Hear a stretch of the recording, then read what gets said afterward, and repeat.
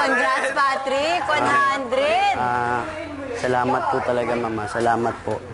At bilang first time po ako magkaroon ng grade na 100, hindi ko po ito magagawa kung wala ang babae naging inspirasyon ko para magsumikap at magpakatino. At yun ay walang iba kundi si Binibining Ella Timalanta. Ella, ikaw ang babae nagpatino sa akin. At para sa itong tagumpay ko.